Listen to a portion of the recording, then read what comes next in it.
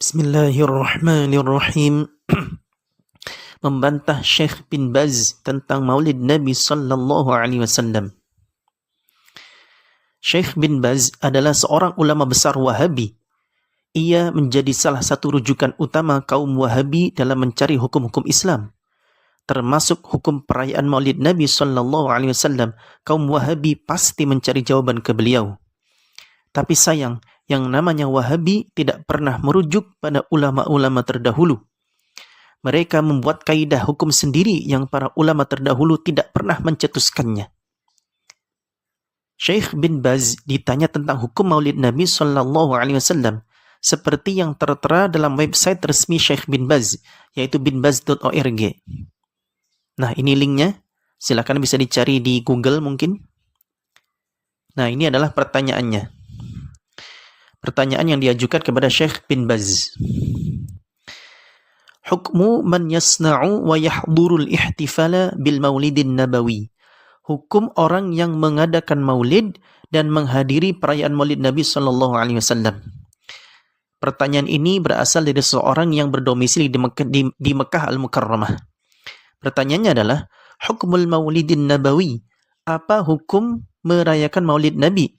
Wa ma hukmul ladzi yahduruhu, dan apa hukum orang yang menghadiri perayaan tersebut? Wa hal yu'adzabu fa'iluhu idza mata wa huwa 'ala hadhihi surah, dan apakah orang yang melakukan maulid itu diazab ketika dia mati sedangkan dia masih dalam keadaan seperti itu, maksudnya dalam keadaan senang terhadap maulid. Kemudian Syekh bin Baz menjawab, Al-maulidu lam yarid fi syar'i ma yadullu 'ala al-ihtifali bih. Maulid itu tidak ada di dalam syariat yang menunjukkan bolehnya merayakan maulid tersebut. La maulidan nabiyyi sallallahu alaihi wasallam wala ghairuh. Baik maulid Nabi maupun maulid selainnya. Falladhi na'lamu minasy syar'i al-mutahhar.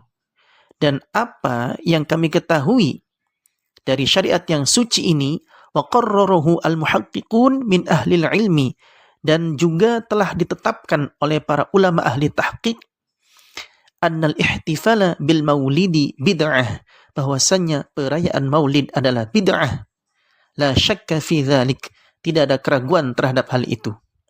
Kemudian beliau menjelaskan apa alasannya, dan terakhir beliau memberikan kesimpulan, wa bihadza, oleh karena itu, yu'lamu anna hadhihi al-ihtifalat bil maulidin nabawi fi Rabi'il Awal aw fi ghairihi, diketahui bahwasannya perayaan-perayaan Maulid Nabi di bulan Rabi'ul Awal atau selainnya, wa hakadza al-ihtifalat bil maulidil ukhra, begitu pula perayaan-perayaan Maulid yang lain, kal Badawi seperti Maulid Badawi, wal Husaini seperti Maulid Husain, wa ghairi dzalik, dan selainnya, kulluha minal bid'il munkarah, semuanya termasuk dari bid'ah yang mungkar, allati yajibu ala ahli islami tarkuha, yang mana wajib bagi umat Islam untuk meninggalkannya.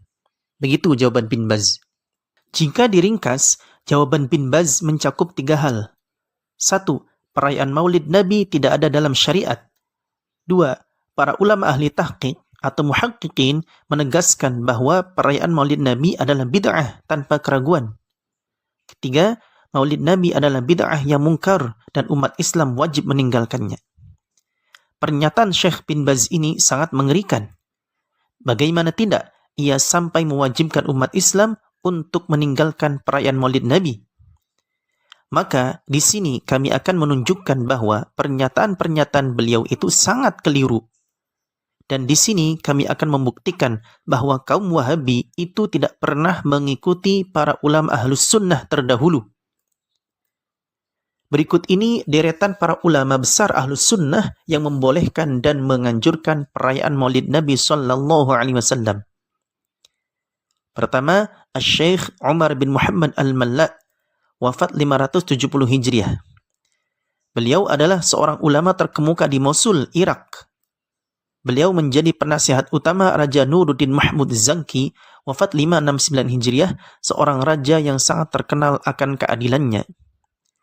Al-Imam Al-Hafidh Abu Syamah Al-Maqdisi wafat 665 Hijriah dalam kitabnya yang sangat populer Ar-Rawdatain fi Akhbarid Daulatain menjelaskan kejadian-kejadian pada tahun 566 Hijriah. Faslun, sebuah fasal. Qala Al-Imad, telah berkata Al-Imad, wa kana bil Mausili syaikhun salihun. Di kota Mosul terdapat seorang syekh yang salih, yu'rafu bi Umar al-Malla, yang dikenal dengan nama Umar al-Malla. Wa kana dha ma'rifatin bi ahkamil Qur'an wal ahadithin nabawiyyah. Beliau adalah seorang ulama yang ahli dalam hukum-hukum Islam dan tentang hadis-hadis Nabi. Wa kana al-ulama'u wal fuqaha'u wal muluku wal umara'u yazurunahu fi zawiyatihi. Dan para ulama, para ahli fiqih, raja-raja, para penguasa, mereka sering berkunjung ke zawiyahnya atau tempat tinggalnya. Wa yatabarrukuna bihimmatihi. Mereka semua bertabarruk atau mengambil berkah dengan semangatnya. Wa yatayammanuna bibarakatihi. Dan mereka juga mengambil berkah dari dirinya. Walahu kulla sanatin da'watun. Dan tiap tahun Syekh Umar al-Malla memiliki acara khusus yahtafilu biha fi ayyami maulidi Rasulillah sallallahu alaihi wasallam, yang beliau merayakan hari-hari maulid Nabi sallallahu alaihi wasallam. Yahduru fiha sahibul Mausil, dan hadir di perayaan tersebut gubernur Mosul atau penguasa Mosul. Wa yahduru syu'ara'u, dan juga hadir para penyair. Wa yanshiduna madha Rasulillah sallallahu alaihi wasallam, dan para penyair tersebut melantunkan syair-syair atau nasyid pujian-pujian kepada Rasulullah sallallahu alaihi wasallam fi dzalikal mahfil, pada acara perayaan Maulid Nabi tersebut. Wa kana Nuruddin min akhassi muhibbihi, dan adalah Nuruddin Mahmud Zanki termasuk di antara orang yang paling mencintai beliau.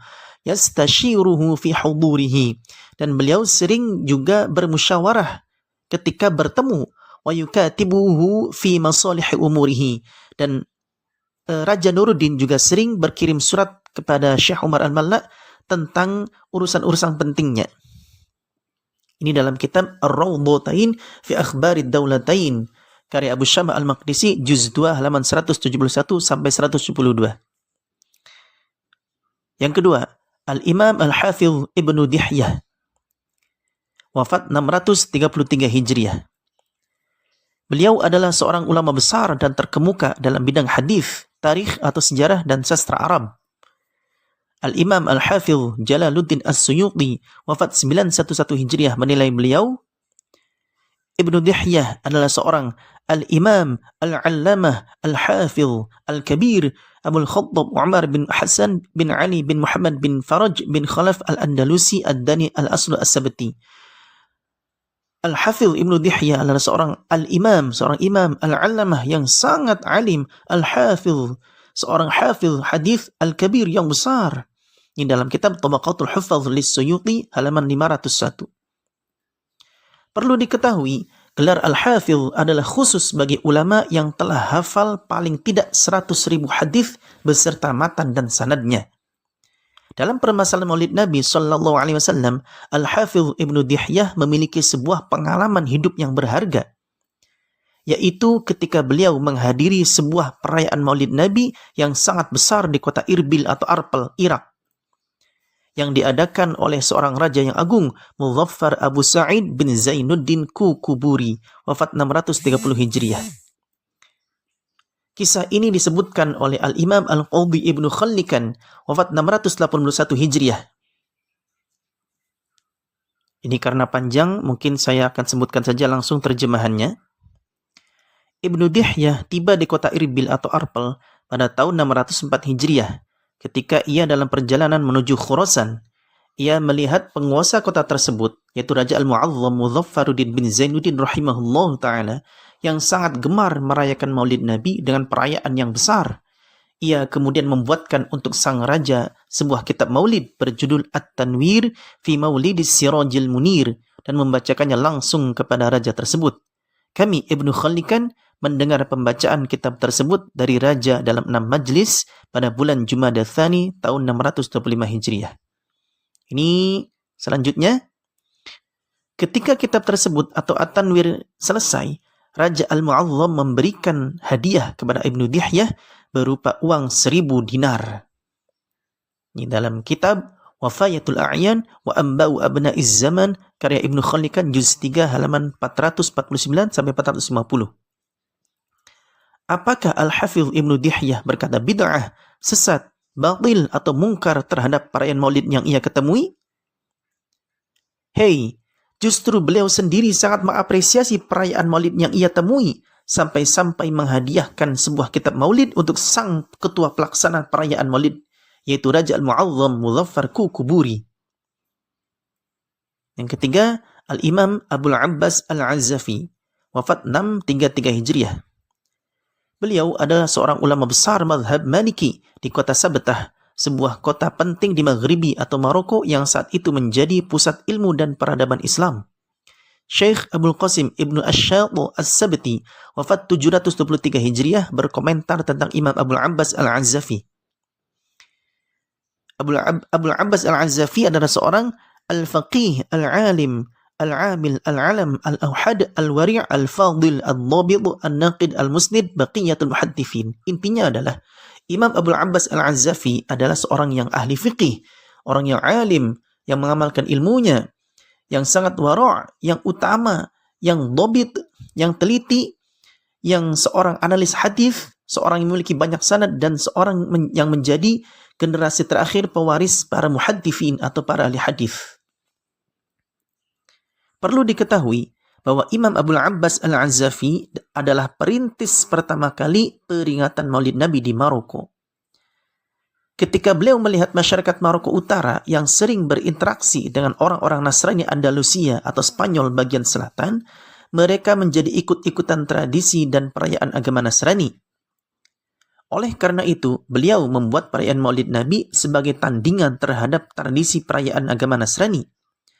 Untuk tujuan tersebut, beliau mengarang kitab berjudul Ad-Durrul Munazzam fi Maulidin Nabiyyil Mu'azzam. Asy-Syaikh Al-Maqqari At-Tilmisani, wafat 1041 Hijriah, berkata dalam kitabnya, nah ini kan saya bacakan sambil menerjemahkan.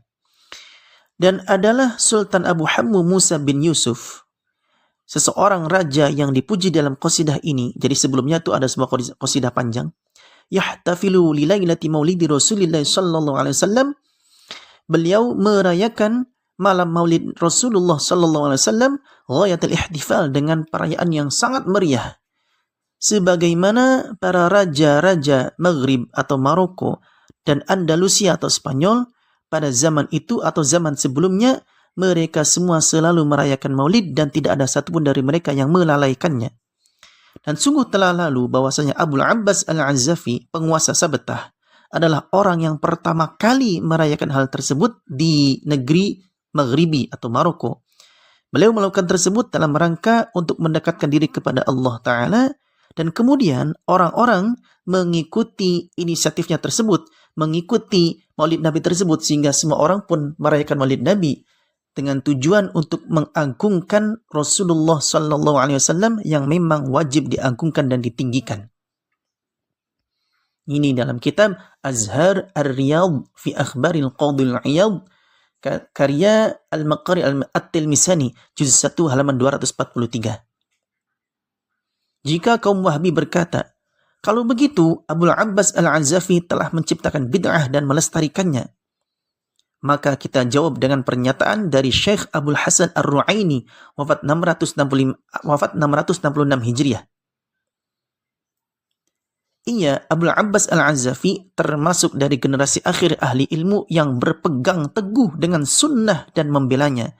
Semoga Allah memberi manfaat dengan ilmunya. Ia sangat menonjol dalam ilmu, amal, pemahaman, dan periwayatan, serta mempunyai banyak sekali sifat-sifat keutamaan.